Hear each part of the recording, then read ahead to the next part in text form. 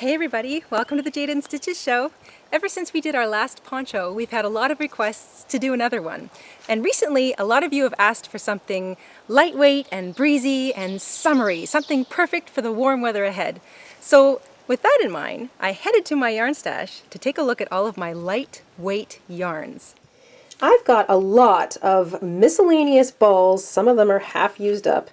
Some of them are really old, of skinny, lightweight, baby weight acrylic yarns. So I don't know if some of you remember Zellers, but this is an old ball. I've got a few of these. I've got balls of yarn that I know are acrylic, but I haven't got the label left anymore. This one's got some sequins running through it. And I have other yarn that is a bit thicker. Still not super thick like a worsted weight, but thicker than the fingering weight yarns. But they're all just a miscellaneous leftover oddball pile of white yarns. I know it's all acrylic, and I'm going to use these wherever one ball finishes off. I'm going to start in the next one, and that's going to give me a real boho, hippie, shabby chic kind of look. I've designed this poncho with lightweight yarn in mind. So you want your fine weight, lightweight, baby weight, sport weight, DK, yarn sizes 1, 2, or 3. I've used all of them together. This is a scrap project, so you can make it multicolored like we did our scrap can, or you can assemble all of your like-colored scraps together like I did, and if you run out, you can just tie in another ball whenever you get one, because it doesn't really matter. Got your yarn scraps together? Okay, let's take our yarn, grab our hooks, and head on into the craft table, and we will crochet up this summery poncho together.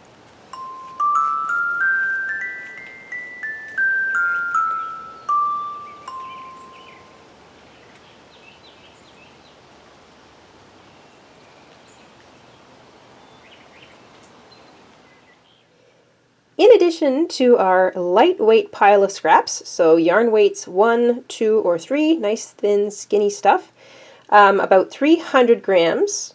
In addition to that, you're going to want a yarn needle, a pair of scissors, and we're using a 5.5 millimeter hook. So this is a larger hook than you would normally use with fingering weight or lightweight yarn, because we want our stitches to be big and loose. And once you've got everything assembled, we can get started.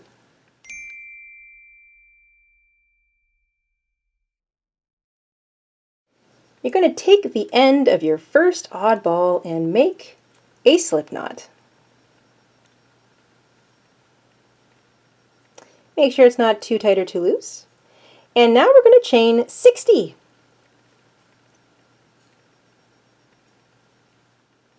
Once you've chained 60, double count because you want to make sure you have exactly 60 chains. We're going to use the double crochet stitch throughout this entire project. So we're going to count back 1, 2, 3, 4 chains from the hook.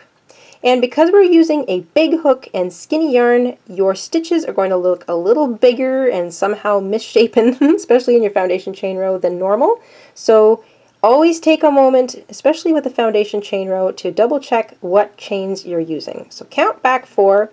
We're going to double crochet into the 4th chain from the hook, and the chain 3 and the double crochet counts as 2 double crochet into the same stitch. The beginning and ending of every row in this project will always have 2 double crochet in the first and last stitch. Moving on, we're going to double crochet into each of the next 13 chains.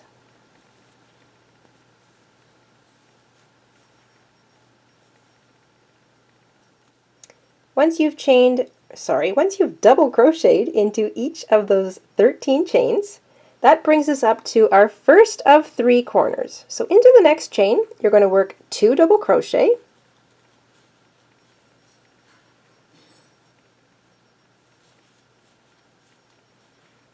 chain 2, and 2 more double crochet into the same chain.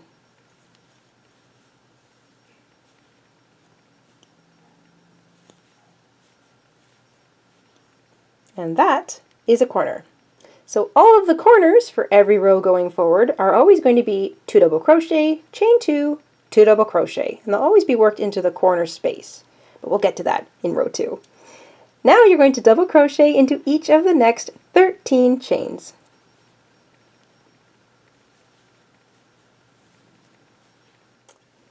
After 13 more double crochets, we arrive at the middle, or the second of our 3 corners. So into the next chain, you're going to work a corner, which is 2 double crochet,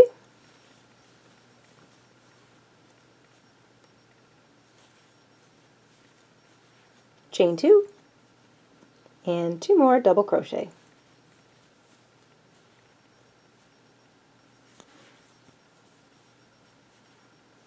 And that's our second corner.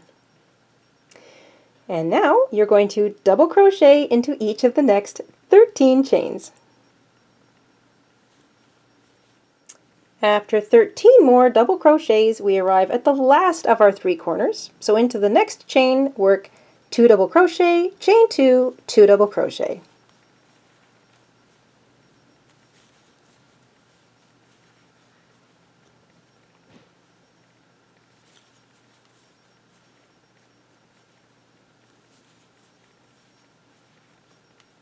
That's the last of our 3 corners. Now you're going to work a double crochet into each of the next 13 chains, and that should leave you with 1 chain. That'll be the last stitch of the row, and I'll tell you what to do there when we get to it. After our last 13 double crochets, that leaves us with 1 chain left, and because it's the last stitch in a row, you're going to work 2 double crochets into it.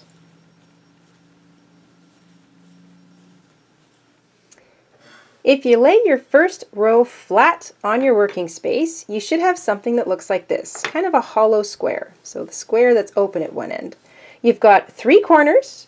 Each corner has 2 double crochet, chain 2, 2 double crochet worked into it, and the first and last stitch of your row will have 2 double crochet, and the first chain 3 that we started the row with counts as a double crochet. So altogether you should have 68 stitches at the end of row 1. That doesn't include your little chain 2 spaces. You'll have 3 of those. So 3 chain 2 spaces, 68 double crochets, including your chain 3 that you began with. Let's roll right into row 2. You're going to chain 3 to begin. You will chain 3 to begin every row of the main part of this poncho. Turn your work, and you're going to double crochet into the same stitch so that we have technically 2 double crochet in the same stitch. So that's 2 double crochet in the same stitch. That's the first stitch that begins and ends every row with 2 double crochet. Now you're going to double crochet in every single stitch all the way up to your corner, and when you get to your corner, you're going to work 2 double crochet, chain 2, 2 double crochet. And I'll just check in with you there. We've arrived at our first corner chain 2 space. You know what to do. We're going to double crochet 2 times into it, chain 2, and 2 more double crochet. That is every corner. So every time you run into a chain 2 corner space, work 2 double crochet, chain 2, 2 double crochet into it, and you're going to double crochet in the top of every single stitch from the previous row.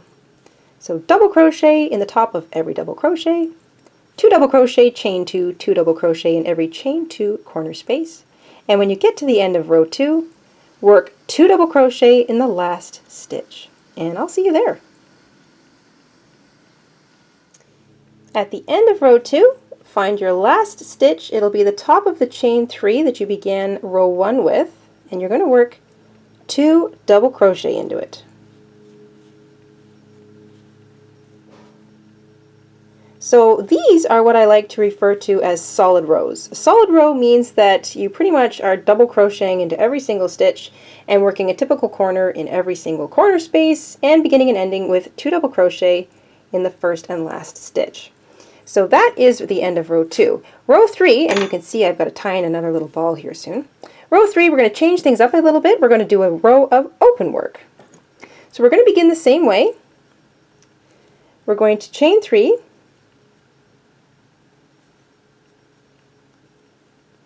and turn your work if you haven't already. You want to be facing the right direction. Double crochet in the same stitch as the chain 3 because that counts as 2 double crochet in the first stitch. And now we're going to double crochet into the next stitch,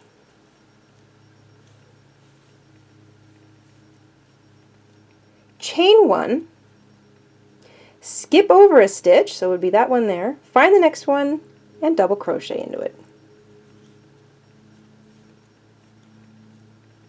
chain 1, skip over a stitch, find the next one, and double crochet into it. Chain 1, skip a stitch, find the next one, double crochet into it. You're going to do that all the way across. Your last double crochet should be in your last stitch, but I'll show you what to do when we get there.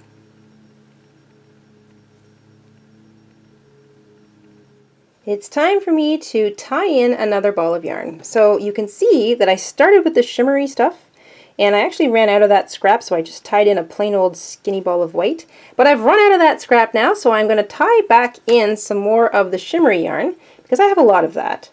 So because this is really thin yarn, I'm just going to knot my ends together. I'm going to put the two ends together like this, tie a simple knot, and thin yarn means thin knots, so they're not going to show, especially if you pull tightly. That's a really tiny knot. And as you get up to your two tails, you can just work over top of them as you go. So there's nothing fancy or difficult about tying in a new color. You can tie one in anytime you want to, and or you can just wait till the ball ends like I did and then find another next odd ball and tie it in. And if any of your little bits and pieces show at the end, it's going to add to the overall shabby look that this poncho has. So I don't care if the little ends poke out here and there because I like that shabby look. Anyway, we're getting close to the corner. We're working our double crochet, chain 1, skip 1, double crochet pattern still along for row 3.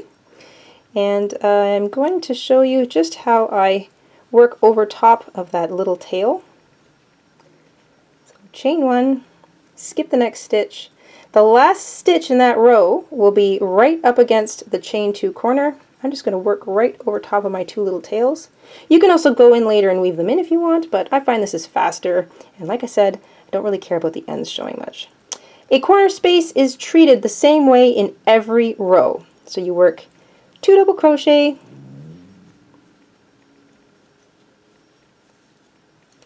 chain 2, 2 double crochet,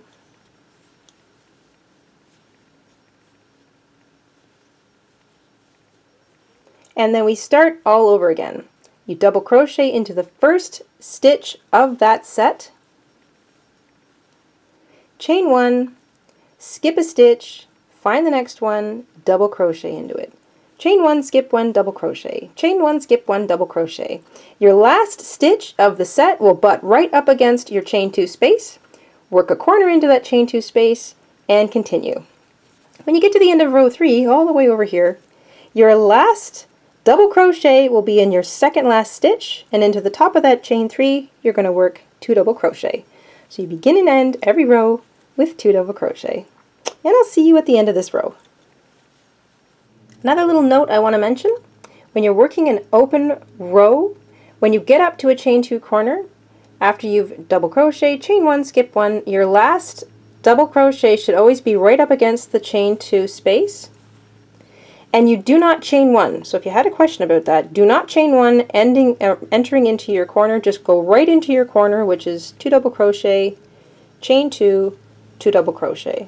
So the inside of the sets, independent of your corners, is double crochet, chain 1, double crochet, or double crochet, chain 1, skip 1, double crochet. But you always begin a set with a straight double crochet, so you don't chain 1 going into it. Then you begin your chain 1s, skip 1, double crochet, and when you get to the end of the set, which will be right up against a corner, or in this case the end, so their last stitch, you double crochet and you don't chain 1 entering into your corners or your first or last stitches. So if you were wondering about that, that's the little trick. And I'll see you at the end of the row. So that's the last stitch of my open work set worked into the second last stitch of the row. I am not chaining 1. I am just going to work 2 double crochet into the top of that chain 3 because that counts as a double crochet. So find the top of it, get my hook through there, there we go, and 2 double crochet into the same stitch to finish the row. And this works out to be the whole pattern that you need to remember going forward. So you're going to always do 2 rows of solid, followed by a row of open. 2 rows of solid, row of open. 2 rows of solid, row of open. Every single row begins with a chain 3. You turn your work. You double crochet into the same stitch, so the same one right at the base of that chain 3. Every row begins and ends with 2 double crochet. When you're working a solid row, you're going to work a double crochet into every stitch. And if it's the first repeating row of one of these rows, so for example, this is the beginning of the repeating 3 rows, row 1. When you get to a chain space, just work through the whole space. Don't bother trying to find the chain, just stick your hook right through the whole space. Work right through it, because that's going to make our open work even more open, and we want this to be a nice, light and breezy, airy looking poncho. So it's going to look like that. See how nice and open it is? So 2 rows of solid. Every single corner on every single row is treated with 2 double crochet, chain 2, 2 double crochet, and you begin and end with 2 double crochet in the first and last stitches. When you work a row of open, you always begin with 2 double crochet, and then you double crochet into the next stitch, and then you immediately begin your chain 1, skip 1, double crochet, chain 1, skip 1, double crochet. When you get to the end of a set of open, your last stitch will be right up against the chain 2 space. So in this case, there's our open work. It was right up against the chain 2 space. You don't chain 1, you just work a regular corner. 2 double crochet, chain 2, 2 double crochet. So the corners are treated exactly the same on every single row, and the first and last stitches are treated the same in every single row. So you want 2 rows of solid followed by a row of open. 2 rows of solid, a row of open. 2 rows of solid, a row of open.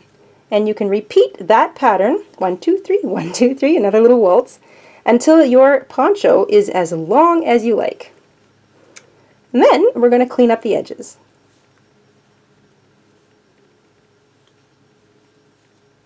Just thought I'd check in with you partway through the pattern here. You're going to find that every second open work row, or every 6th row, so every second open work row, in your first and last sections, so as you get up to your first corner and after you finish with your last corner, you're going to find while working your open work stitch of double crochet, chain 1, skip 1, double crochet, you're going to have an extra stitch in that row, just those 2 sections. That's just because of the way the math works out, so it's not like you've done anything wrong. All you do when you get there is finish your little repeating pattern. Don't chain an extra chain, just double crochet right into that stitch and continue on. So you're at a corner, work your 2 double crochet, chain 2, 2 double crochet corner, and then continue out of the corner working the open work stitch, and you'll find that all the internal sections work out. Again, it's just the way the math happens to work out. It's nothing you've done wrong. So just thought you might want to know that when you get to every second open stitch row, which is the first and last sections, you're going to have an extra stitch. And that's how you deal with it. Alright, I'm going to continue on here, and I will see you guys in a little while.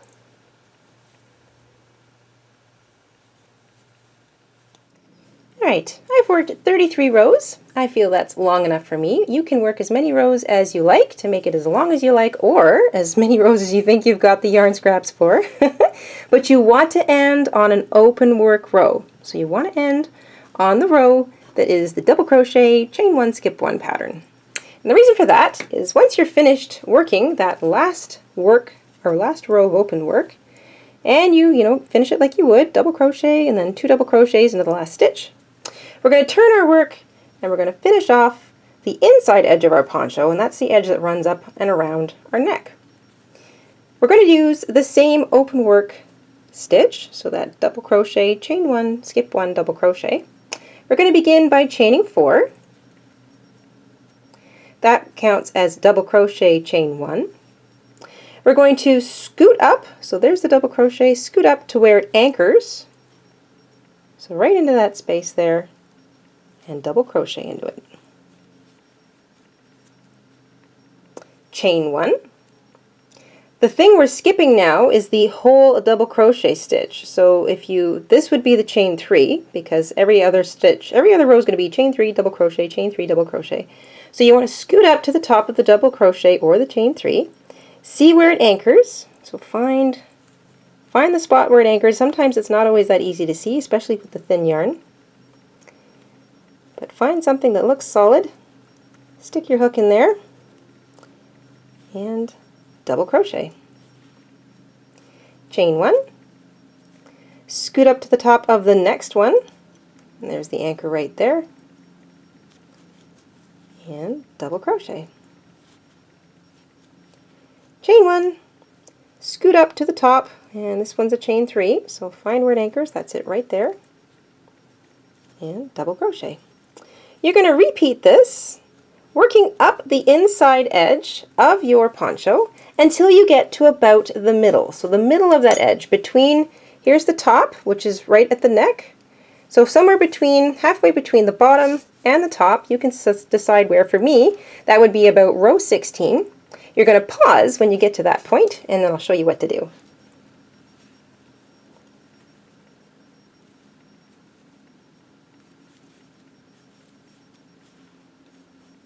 So once you've worked about halfway up your first edge, and I chose to stop at row 16, and I count from the top, so this would be row 1, row 2, row 3, etc. So I worked my last double crochet into the edge of row 16, and now I'm going to pause and I'm going to make a tie. I'm going to chain 20,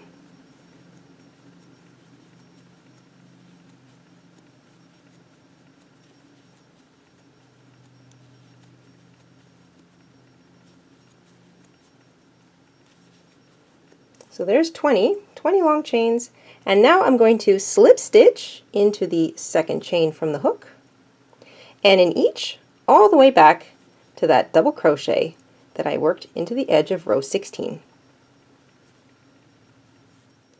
Once you've slip stitched into each stitch all the way back to that double crochet, you can chain 1 like you never took a break, and then work into the next top of a double crochet. So you're just going to continue now with your double crochet, chain 1, skip up to the top of the next double crochet pattern, and then you're going to repeat this little tie when you get up to the top corner, and I'll see you there. Here I am at the top edge of my poncho, so right at the neckline. I finished at the last, so this would be the first chain I made to begin the entire project, and now I'm going to repeat that chain 20, and I'm going to make another little tie. Once you've finished the tie at the very top, you're going to continue with your little open work pattern all the way around the neck edge. Now it might not work out perfectly, because what you want to do, we're going to chain 4 to begin, and we're going to work our first one into the bottom of our last double crochet that we just made. And then we're going to go back to something that seems a little more familiar. So you chain 1, skip the next space or chain or stitch, and that would be this one here, and then work a double crochet into the next one. So we're back to chain 1, skip 1, which would be this one, double crochet into the next one. You're going to work that all the way across, and it might not work out absolutely perfectly, but that doesn't matter. You're going to cheat your way. So skip 1, double crochet, chain 1, skip 1, all the way across the edge of your neck.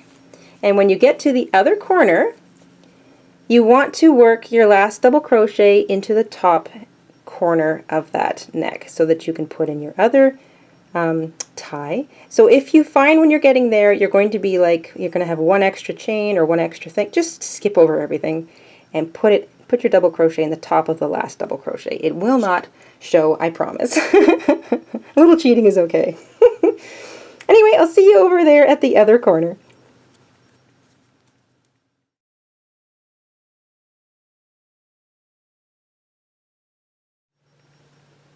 Alright, I finished working the open work edge across my neck, and I had to skip a stitch in order to work my last double crochet into the very edge.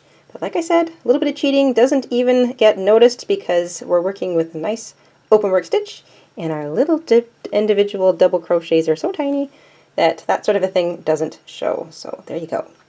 We're going to work our other necktie a little bit differently than our first one, just so it matches up with the tie on the opposite side. We're going to chain 25 to begin.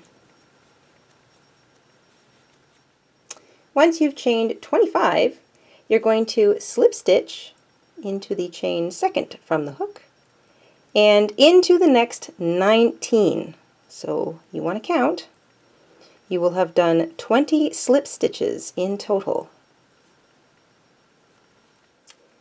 Once you've slip stitched into 20 of those 25 chains, you should have 4 chains left. Remember, we lost one up here for the turning chain.